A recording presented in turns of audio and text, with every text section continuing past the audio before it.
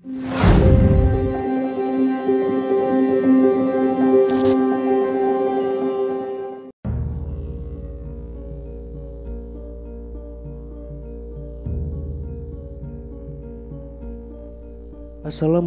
warahmatullahi wabarakatuh. Kembali lagi di channel Nasihat Kehidupan Misteri. Pada video kali ini saya akan membahas tentang Wali Songo sebenarnya tidak ada.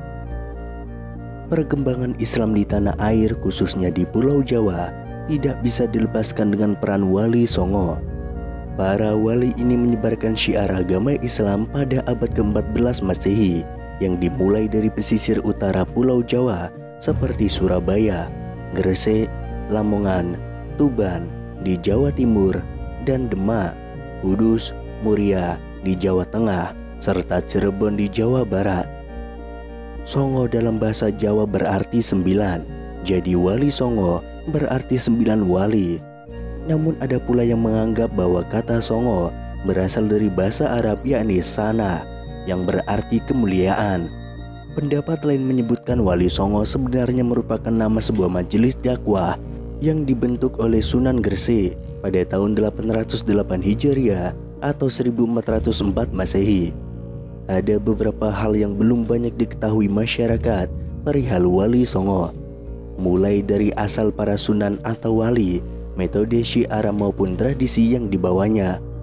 Namun tahukah Anda bahwa Wali Songo ini sebenarnya tidaklah berjumlah 9 orang sebagaimana kita ketahui selama ini? Wali Songo sebenarnya merupakan sebuah majelis perkumpulan para ulama yang menyebarkan Islam di tanah Jawa, analognya semacam Majelis Ulama Indonesia atau MUI saat ini.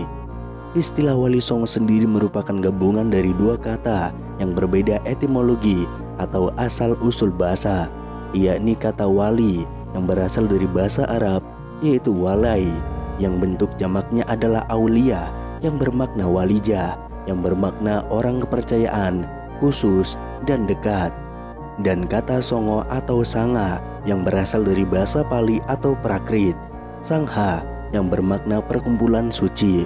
Sehingga secara etimologi kata wali sanga yang berasal dari gabungan kata walai dan sangha bermakna perkumpulan orang-orang yang suci. Pemaknaan inilah yang harus diluruskan terlebih dahulu dari sebuah terminologi Wali Songo. Lantas apakah Wali Songo itu terdiri dari 9 orang? Tentu hal ini juga keliru. Mengapa? Karena ketika kita merujuk kepada berbagai referensi naskah-naskah kuno tentang Wali Songo, maka kita akan dibuat bingung olehnya.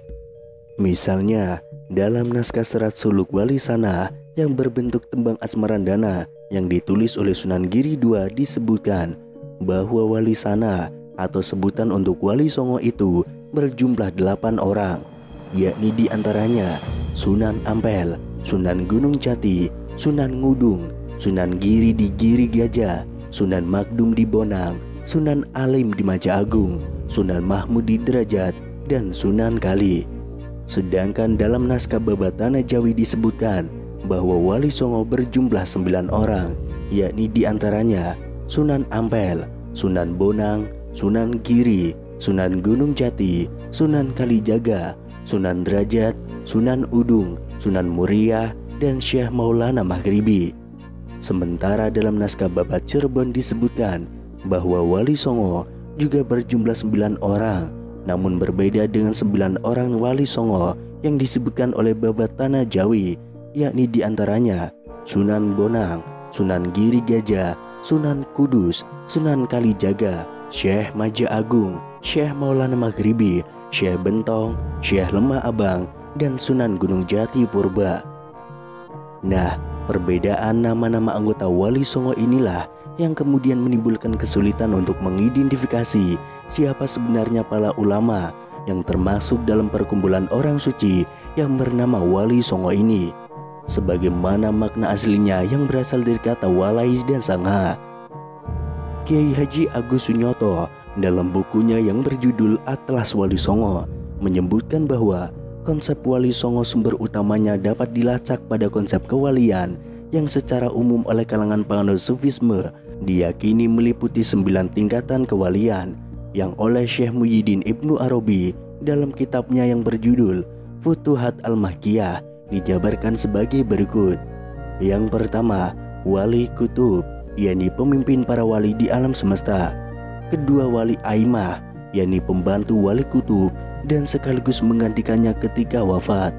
Yang ketiga, wali autad, yakni wali penjaga 4 arah penjuru mata angin. Yang keempat, wali abdal, yakni wali penjaga 7 musim.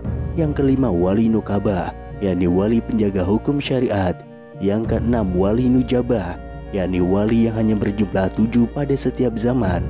Yang ketujuh, wali hawariyun, yakni wali pembela kebenaran agama.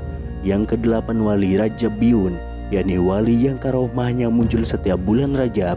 Dan yang terakhir, wali katam, yakni wali yang mengurus wilayah kekuasaan umat Islam.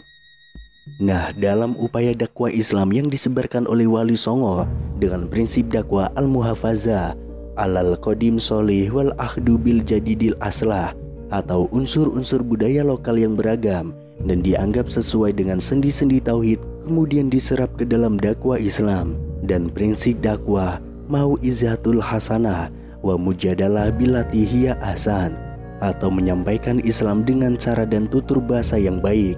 Inilah kemudian konsep 9 tingkatan kewalian yang sufistik dari Syekh Muhyiddin Ibnu Arabi diadopsi dan diadaptasi untuk menggantikan konsep Dewata Nawasangha yang memang telah ada jauh sebelum kerajaan Majapahit berdiri.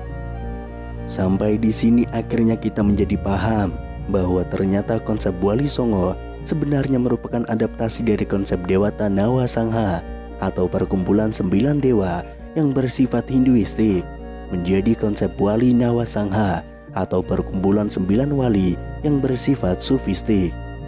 Dalam catatan sejarah, keberadaan tokoh-tokoh Wali Songo ini selain diposisikan sebagai waliullah, yakni orang-orang yang memiliki kedekatan khusus dengan Allah, pada kenyataannya ternyata mereka juga diposisikan sebagai waliul amri, yaitu orang-orang yang memegang kekuasaan atas hukum umat Islam dan sekaligus sebagai pemimpin masyarakat yang berwenang menentukan dan memutuskan urusan masyarakat, baik dalam bidang keduniawian maupun dalam bidang keagamaan. Dari sinilah kemudian tokoh-tokoh Wali Songo ini dijuluki dengan gelar susuhunan yang diambil dari kata suhun, kasuhun, sinuhun, yang dalam bahasa Kawi atau Jawa kuno berarti menjunjung atau menghormati, yang lazimnya dipakai sebagai gelar untuk menyebut seorang guru suci yang punya kewenangan melakukan upacara penyucian yang disebut diksa dalam agama Hindu, sepadan dengan kata baiat dalam agama Islam. Dalam perjalanan waktu, gelar suhunan ini kemudian mengalami transliterasi bahasa menjadi sunan. Sampai di sini akhirnya kita benar-benar menjadi paham bahwa ternyata konsep Wali Songo itu adalah adaptasi dari konsep Dewata Nawasangha dan merupakan majelis perkumpulan para ulama.